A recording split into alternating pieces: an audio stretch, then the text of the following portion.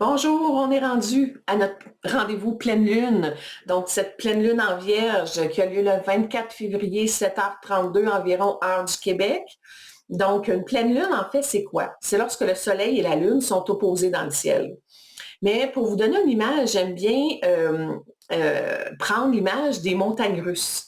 Donc, quand on va dans une montagne russe, hein, on part tranquillement, on monte souvent une grande côte. Là, tu sais, ça fait toc, toc, toc, toc, toc, comme ça. Puis, on se rend au sommet où là, on a une vue hein, sur l'horizon. Et là, on est juste sur le bord de redescendre et que tout lâche et que là, après ça, on parte dans le manège des montagnes russes. Donc, la pleine lune, c'est un peu ça. C'est lorsqu'on est rendu au sommet et que là, on a à lâcher des choses, à relâcher tranquillement pour se rendre jusqu'à la nouvelle lune qui a lieu 2 semaines plus tard. Donc aujourd'hui, avec la pleine lune en Vierge, donc on est dans l'axe Vierge-Poisson. Donc, cet axe-là, c'est l'axe qui parle, entre autres, du service aux autres. Donc, du service à l'humanité, du service aux autres. Ça nous parle aussi de tout ce qui est l'aspect de la santé. Donc, l'aspect de la santé physique et mentale. Ça nous parle de la gestion de la vie quotidienne aussi. Donc, la Vierge, elle est beaucoup dans la gestion de la vie quotidienne. Mais l'axe Poisson-Vierge, c'est vraiment un axe qui nous parle de santé, de service aux autres. Donc là, on est dans une énergie avec la Vierge très concrète. La Vierge, c'est un signe de terre. Donc, la terre, c'est du concret. On aime du solide, on aime ça, une certaine forme de sécurité. Donc, la Vierge, ce qu'elle veut, c'est se rendre utile, dans le fond, et se mettre au service des autres. En fait, c'est de mettre au service des autres tout le perfectionnement qu'elle aura fait d'elle-même et ou d'une technique, d'une méthode qu'elle aura perfectionnée parce que la Vierge, c'est le signe qui recherche la perfection. C'est-à-dire qu'il veut toujours améliorer, perfectionner pour que devenir une meilleure version à quelque part d'elle-même, que ce soit elle comme individu, mais ça peut être aussi lorsqu'elle touche à quelque chose, la Vierge veut que ce soit parfait. Donc, elle est très, très bonne pour faire le tri, en fait, entre ce qui n'a plus lieu d'être.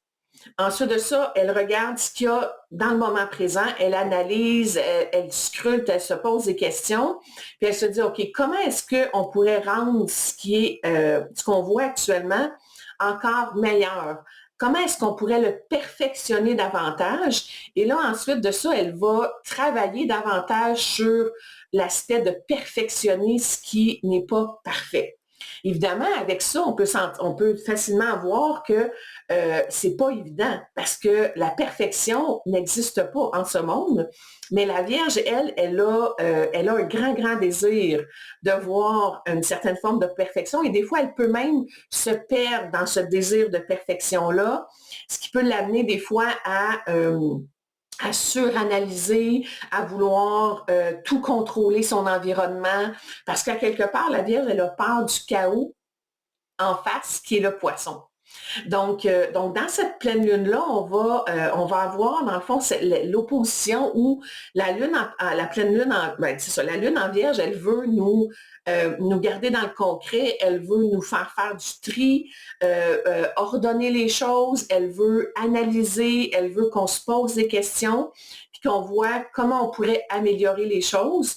Tandis que le soleil en poisson, l'autre côté, lui, il veut l'union avec le grand tout, il veut la connexion, je dirais, dans ma âme. Le poisson, c'est le signe euh, de l'amour, en fait, inconditionnel. C'est la recherche de fusion, en fait, avec tout, avec le grand tout, avec l'autre, et il veut être au service de l'humanité, donc il veut se mettre au service des gens qui ont plus de difficultés, qui sont plus démunis, qui ont des souffrances, qui ont certaines blessures, dépendance, toutes les œuvres humanitaires, en fait, le bénévolat, ça fait vraiment partie de l'énergie du poisson, parce que le poisson, c'est un être hyper sensible, rempli de compassion, d'altruisme, mais qui peut facilement aussi se trouver dans une forme de confusion, de flou, de chaos même, parce qu'il n'y a pas de limite il n'y a pas de frontière avec le poisson. Donc, la Vierge, elle a fait, oh, un instant, là, moi, l'illimité, l'impalpable, le non-frontière, c'est pas vraiment une énergie avec laquelle elle est très, très à l'aise. Donc, et ce qui arrive, c'est qu'avec cette pleine lune-là, donc la Vierge, c'est Mercure qui gouverne la Vierge, qui est comme la grande bosse de la Vierge, et Mercure est en Poisson. Donc, je vous montre l'image ici. Donc, on a ici Mercure qui est en Poisson, on a le Soleil et on a Saturne. Donc, ces trois planètes-là, en fait, on les appelle en conjonction. Donc, c'est comme si la Lune ici vient déclencher l'énergie qu'on trouve ici en face de la Lune.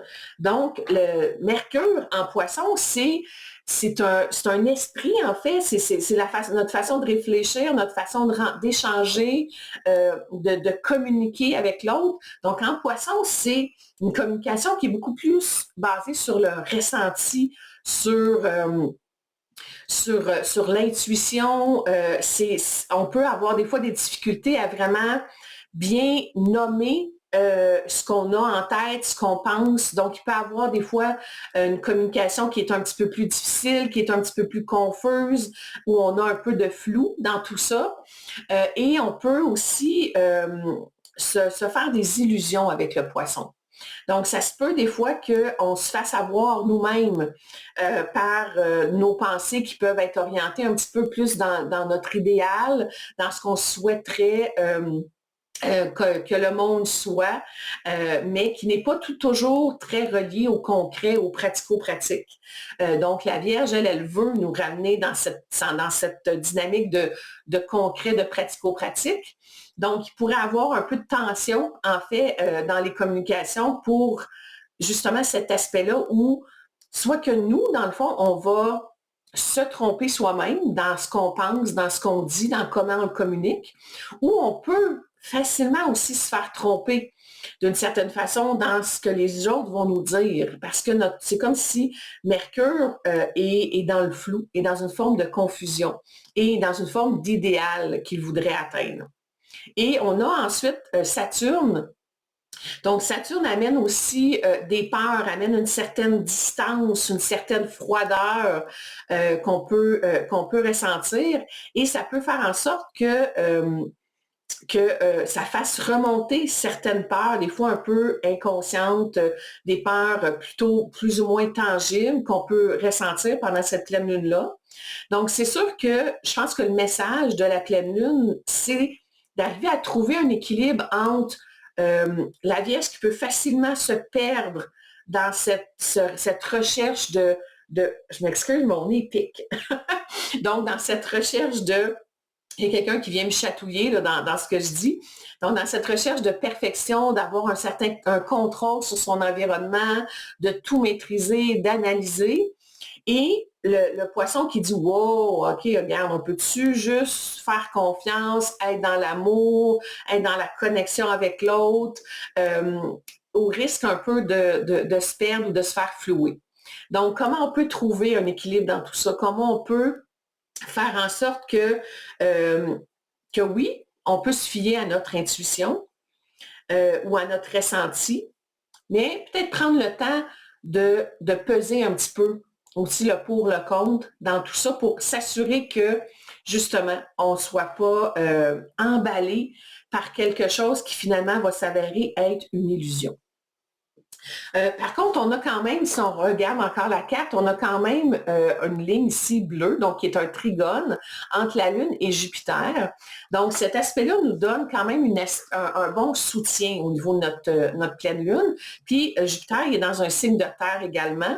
Donc, ça peut nous soutenir, ça peut nous aider aussi pour ne pas se perdre davantage dans cette pleine lune-là, où il peut avoir, comme je dis là, des équilibres au niveau de la confusion, au niveau de ce qu'on souhaiterait que soit l'idéal versus la réalité concrète. Et on n'oublie pas aussi que pendant cette pleine lune-là, on a toujours Pluton qui est en Verseau. Donc, Pluton qui est la planète des grandes transformations profondes, Pluton, oui, qui nous invite à un peu détruire ou laisser mourir ce qui n'est plus essentiel à notre évolution pour donner la place finalement à un renouveau qui, lui, va nous permettre de poursuivre notre évolution. Donc, on a aussi le couple du zodiaque, donc Mars et Vénus, qui sont maintenant en Verseau. Donc, c'est sûr qu'on est encore sous le terme des grandes transformations, de certaines choses peut-être qui ont besoin de mourir pour renaître à quelque chose de beaucoup plus puissant, de beaucoup plus lumineux. Et on a aussi encore Chiron et le nœud nord qui sont en bélier, en conjonction. Donc, Chiron, c'est le guérisseur blessé, donc c'est celui qui veut euh, trouver des solutions en fait pour euh, guérir ce qui nous fait souffrir en fait. Donc, et avec le nœud nord, c'est comme notre chemin d'évolution. C'est là où la vie nous invite à aller pour se libérer en fait d'un karma qui ne nous sert plus. Donc, tout ça est très, très présent. Donc, c'est sûr qu'il y a encore beaucoup de tension dans cette pleine lune-là à cause de toutes ces énergies dans le ciel. Et ce sera le cas jusqu'à la fin avril parce que on va avoir là, l'éclipse solaire totale en bélier au début avril et on va avoir la conjonction Jupiter-Uranus aussi à la fin du mois d'avril. Donc, on peut sentir là, que c'est très électrique encore dans le ciel actuellement. En tout cas, je ne sais pas vous, mais moi, je le ressens fortement dans ma vie actuellement. C'est sûr que j'ai quand même beaucoup de planètes et dans le bélier balance, hein, puis Pluton, c'est la planète qui gouverne mon soleil, mon ascendant, moi qui est scorpion, ascendant scorpion. Donc, ça brasse dans mon intérieur. J'espère que c'est pas la même chose pour vous. En tout cas, si ça l'est, ben, on a besoin de tranquillement accepter de faire les transformations qui sont demandées pour, après ça, dans le fond, avoir accès encore à de plus grandes ressources intérieures. C'est un peu ça, dans le fond, qui est demandé. Donc, bonne pleine lune en Vierge. Essayez de rester dans un équilibre, en fait, pour ne pas sombrer dans les côtés troubles de la Vierge qui peut facilement devenir obsédé par les détails, par la recherche de perfection. Et la lune, pas la lune, et le poisson, lui, qui peut se perdre dans l'illusion d'un monde idéal qui, malheureusement, n'est pas encore tout à fait le monde dans lequel on vit aujourd'hui. Donc, qui sait, un jour, peut-être, mais en même temps, l'humain vit dans la dualité. C'est ce qui fait notre différence comme être dans ce grand monde, on a à vivre la dualité de l'ombre et de la lumière. Donc, voilà. Alors, je vous souhaite une belle journée et on se reparle à la prochaine nouvelle lune dans 2 semaines. Merci.